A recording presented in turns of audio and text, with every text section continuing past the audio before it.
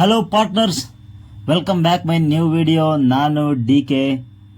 ನಾವಿವತ್ತಿದ್ದೀವಿ ಏಷ್ಯಾದ biggest botanical garden and ಇಂಡಿಯಾದ number 3ನೇ ಬಟಾನಿಕಲ್ ಗಾರ್ಡನ್ ಲಾಲ್ಬಾಗ್. ಆ್ಯಕ್ಚುಲಿ ಈ ಲಾಲ್ಬಾಗ್ಗೆ ಅಡಿಪಾಯ ಹಾಕಿದ್ದು 1537ರಲ್ಲಿ ನಾಡಪ್ರಭು ಕೆಂಪೇಗೌಡರು. ಆದರೆ ಅವರ ಉದ್ದೇಶ ಪಾರ್ಕ್ ಕಟ್ಟೋದಾಗಿರಲಿಲ್ಲ, ಗೋಪುರ ನಿರ್ಮಿಸೋದು ಮಾತ್ರ ಆಗಿತ್ತು. ಇಲ್ಲಿ ಗೋಪುರವನ್ನು ಕಟ್ಟಿ ಹೂವಿನ ತೋಟ ನಿರ್ಮಾಣ ಮಾಡಿ ಇದಕ್ಕೆ ಅವ್ರು ಕರೆದಂಥ ಹೆಸರು ಕೆಂಪು ತೋಟ. ಕೆಂಪು ತೋಟ ಕಾಲಾನಂತರದಲ್ಲಿ ರೂಪಾಂತರ ಆಗಿ ಇವಾಗಿನ ಲಾಲ್ಬಾಗ್ ಆಗಿದೆ. ಈ ಲಾಲ್ಬಾಗ್ಗೆ ಈಗ ಬರೋಬ್ಬರಿ 489 ವರ್ಷ. ಈ ಉದ್ಯಾನವನ ಯಾರ್ಯಾರ ಕಾಲಘಟ್ಟದಲ್ಲಿ ಯಾವ್ಯಾವ ಥರ ರೂಪಾಂತರ ಆಯಿತು ಅಂತ ನಾನು ನಿಮಗೆ ತಿಳಿಸ್ಕೊಡ್ತೀನಿ. ನನ್ನ ಹೊಸ ವಿಡಿಯೋಗೆ ನಿಮ್ಮೆಲ್ಲರಿಗೂ ಸ್ವಾಗತ ಆ್ಯಂಡ್ ಸುಸ್ವಾಗತ.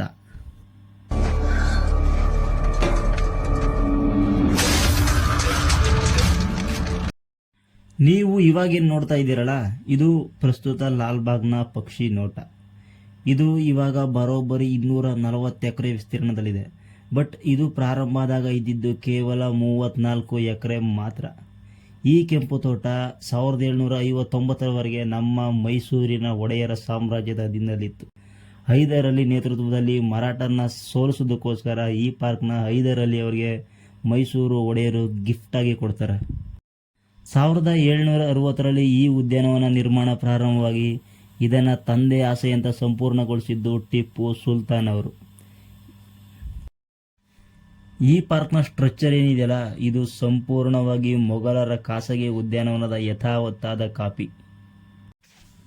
ಟಿಪ್ಪು ಸುಲ್ತಾನ್ ಅವರು ಈ ಉದ್ಯಾನವನ ಆಕರ್ಷಗೊಳಿಸೋಕೆ Persia, Afghanistan, Cape Town, Turkey, France ಇನ್ನೂ ಬೇರೆ ಬೇರೆ ದೇಶಗಳಿಂದ ಸಸ್ಯಗಳನ್ನ ತರಿಸಿ ಈ ಉದ್ಯಾನವನ ಸಂಪೂರ್ಣ ಲುಕ್ಕನ್ನೇ ಬದಲಾಯಿಸ್ತಾರೆ. 1760ರಿಂದ 1799ವರೆಗೆ ಅಂದರೆ ಟಿಪ್ಪು ಮರಣ ಹೊಂದೋವರೆಗೂ ಇದು ಸುಲ್ತಾನರ ಪ್ರೈವೇಟ್ ಪಾರ್ಕ್, ಅಂದರೆ ಪಬ್ಲಿಕ್ಗೆ ಯಾರಿಗೂ ಒಳಗಡೆ ಹೋಗೋ ಅವಕಾಶನೇ ಇರಲಿಲ್ಲ. ಟಿಪ್ಪು ಮರಣ ನಂತರ ಅಂದರೆ 1800ರಿಂದ ಈ ಪಾರ್ಕ್ಗೆ ಪಬ್ಲಿಕ್ಗೆ ಅವಕಾಶ ಕೊಡಲಾಯಿತು.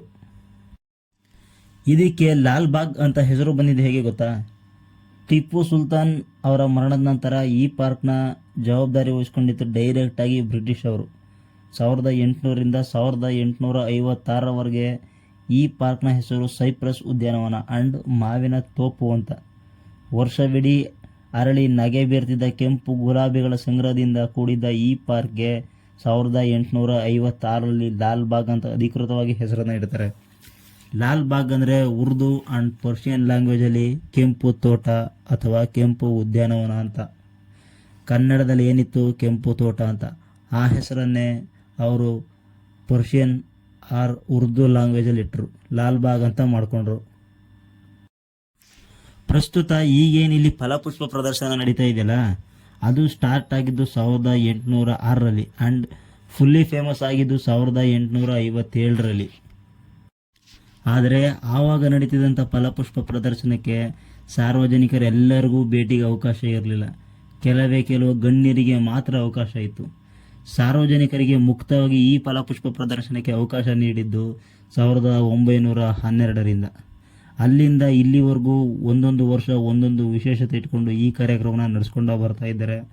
ಪ್ರಸ್ತುತ ಈ ವರ್ಷದ ಫಲಪುಷ್ಪ ಪ್ರದರ್ಶನ 220ನೇ ಫಲಪುಷ್ಪ ಪ್ರದರ್ಶನ. ಇದರ ಜೊತೆಗೆ ಇನ್ನೊಂದು ಇಂಟ್ರೆಸ್ಟಿಂಗ್ ವಿಚಾರ ಏನಂದರೆ, ಇದು ಬರೀ ಪಾರ್ಕ್ ಮಾತ್ರ ಆಗಿರಲಿಲ್ಲ. ಮನೋರಂಜನೆಗೆ, ಸಾರ್ವಜನಿಕ ವೀಕ್ಷಣೆಗೆ ಅಂತ ಹುಲಿ, ಸಿಂಹ, ಚಿರತೆ, ಕರಡಿ, ಮಂಗ, ಜಿಂಕೆ, ನವಿಲು, ಹಂಸ ಅಂತ ಬಗೆ ಬಗೆಯ ಪ್ರಾಣಿ ಪಕ್ಷಿಗಳು ಸಹ ಮೇಂಟೈನ್ ಮಾಡಲಾಗ್ತಾಯಿತ್ತು. ಆದರೆ 1920ರಲ್ಲಿ ಮೈಸೂರು ಝೂ ಸ್ಟಾರ್ಟ್ ಆದಮೇಲೆ ಈ ಎಲ್ಲ ಪ್ರಾಣಿಗಳನ್ನು ಮೈಸೂರು ಝೂಗೆ ಟ್ರಾನ್ಸ್ಫರ್ ಮಾಡಿದರು. ಆ್ಯಕ್ಚುಲಿ ಇವಾಗಲೂ ನಾವಿಲ್ಲಿ ಈ ಪ್ರಾಣಿಗಳು ಇಟ್ಟಿದ್ದಂಥ ಕೇಜ್ಗಳನ್ನ ಗಮನಿಸ್ಬೋದು. ಈ ಪಾರ್ಕಲ್ಲಿರುವಂಥ ಕಟ್ಟಡಗಳ ಬಗ್ಗೆ ಮಾತಾಡೋದಾದರೆ, ಈ ಪಾರ್ಕಲ್ಲಿ ಇದ್ದಿತ್ತು ಒಂದೇ ಒಂದು ಗೋಪುರ. ಅದು ಬಿಟ್ಟು ಇವಾಗ ಇರುವಂಥ ಯಾವುದೇ ಕಟ್ಟಡ ಅಲ್ಲಿರಲಿಲ್ಲ. ಬಟ್ ಯಾವಾಗ ಜಾನ್ಸ್ ಕ್ಯಾಮ್ರೂನ್ ಪಬ್ಲಿಕ್ ಪಾರ್ಕ್ನ ಸುಪೀರಿಯರ್ ಇಂಡೆಂಟ್ ಆದರೋ ಆವಾಗ ಈ ಉದ್ಯಾನದಲ್ಲಿ ಒಂದೊಂದೇ ಕಟ್ಟಡಗಳು ತಲೆ ಎತ್ತೋಕ್ಕೆ ಸ್ಟಾರ್ಟ್ ಆಗ್ತವೆ. ಈ ಪಾರ್ಕ್ನ ಮೇನ್ ಅಟ್ರಾಕ್ಷನ್ ಆದಂಥ ಕ್ರಿಸ್ಟಲ್ ಪ್ಯಾಲೇಸ್ 1890ರಲ್ಲಿ ಇವರೇ ಸ್ಥಾಪಿಸಿದ್ದು. ಇದು ಲಂಡನ್ನ ಕ್ರಿಸ್ಟಲ್ ಪ್ಯಾಲೇಸ್ನ ಇನ್ಸ್ಪಿರೇಷನ್. ಇದನ್ನು ಪೂರ್ಣಗೊಳಿಸೋಕ್ಕೆ ಆ ಕಾಲದಲ್ಲೇ ಖರ್ಚಾಗಿತ್ತು ಬರೋಬ್ಬರಿ 75,000. ಅಷ್ಟೇ ಅಲ್ಲ, ಇಲ್ಲಿರುವಂಥ ಅಕ್ವೇರಿಯಮ್ಮು, ಬ್ಯಾಂಡ್ ಸ್ಟ್ಯಾಂಡ್, ಅಡ್ಮಿನಿಸ್ಟ್ರೇಷನ್ ಆಫೀಸ್ಗಳೆಲ್ಲನೂ ಇವರೇನೆ ಕಟ್ಟಿಸಿದ್ದು. ಇನ್ನೊಂದು ಇಂಟ್ರೆಸ್ಟಿಂಗ್ ವಿಚಾರ ಏನಂದರೆ, ಇಲ್ಲಿ ಟಿಪ್ಪು ಸುಲ್ತಾನ್ ಅವ್ರ ಕಾಲಘಟ್ಟದಲ್ಲಿ ನೆಟ್ಟಿದಂಥ ಮರಗಳು ಸಹ ಇನ್ನೂ ಜೀವಂತವಾಗಿರೋದು. ಹೌದು, ಟಿಪ್ಪು ಸುಲ್ತಾನ್ ನಡೆಸಿದಂಥ ಮಾವಿನ ಮರಗಳು, ಕಾಟನ್ ಟ್ರೀ, ಆಫ್ರಿಕಾದ ಬಾವೋಬಾ ಮರ ಇನ್ನೂ ಇಲ್ಲಿ ಶಾಶ್ವತವಾಗಿವೆ. ನೀವು ಸರಿಯಾಗಿ ಗಮನಿಸಿದರೆ ಪಾರ್ಕ್ನ ಬ್ಯಾಂಡ್ ಸ್ಟ್ಯಾಂಡ್ ಇದೆಯಲ್ಲ, ಅದರ ಪಕ್ಕದಲ್ಲಿರುವಂಥ ಸಿಲ್ಕ್ ಕಾಟನ್ ಟ್ರೀ 200 ವರ್ಷಕ್ಕೂ ಹಳೆಯದು. ಆ್ಯಂಡ್ 250 ವರ್ಷ ಹಳೆಯದಾದ ಮಾವಿನ ಮರ ಸಹ ಇಲ್ಲೇ ಇದೆ. ಇದಿಷ್ಟು ಪಾರ್ಕ್ನ ವಿಚಾರ ಆಯಿತು. ಬಟ್ ಈ ಪಾರ್ಕಲ್ಲಿ ಡೈನೋಸಾರ್ಗಳಿಗಿಂತ ಹಳೆಯದಾದ ಮೇನ್ ಅಟ್ರಾಕ್ಷನ್ ಇದೆ. ಏನು ಗೊತ್ತಾ? ಇಲ್ಲಿರುವಂಥ ಬಂಡೆ. ಆ್ಯಕ್ಚುಲಿ ಹೇಳಬೇಕಂದ್ರೆ ಜನ ಬರೀ ಈ ಪಾರ್ಕ್ ಆ್ಯಂಡ್ ಪಾರ್ಕ್ ಒಳಗಡೆ ಇರೋ ಅಲಂಕಾರನ ಮಾತ್ರ ನೋಡೋಕ್ಕೆ ಹೋಗ್ತಾರೆ. ಬಟ್ ಯಾರಿಗೂ ಆಲ್ಮೋಸ್ಟ್ ಈ ಬಂಡೆ ಕಲ್ಲಿನ ಬಗ್ಗೆ ಅಷ್ಟೊಂದು ಗೊತ್ತಿಲ್ಲ. ಈ ಬಂಡೆ ಕಲ್ಲಿನ ಆಯಸ್ಸು ಬರೋಬ್ಬರಿ 3 ಬಿಲಿಯನ್ ವರ್ಷ. ಅಂದರೆ ಡೈನೋಸಾರ್ಸ್ ಅಲ್ಲ, ಭೂಮಿ ಮೇಲೆ ಆಗ್ತಾನೆ ಏಕಕೋಶ ಜೀವಿ ಅಮೀಬಾದಂಥ ಜೀವ ಹುಟ್ಟಿದಂಥ ಕಾಲಘಟ್ಟ.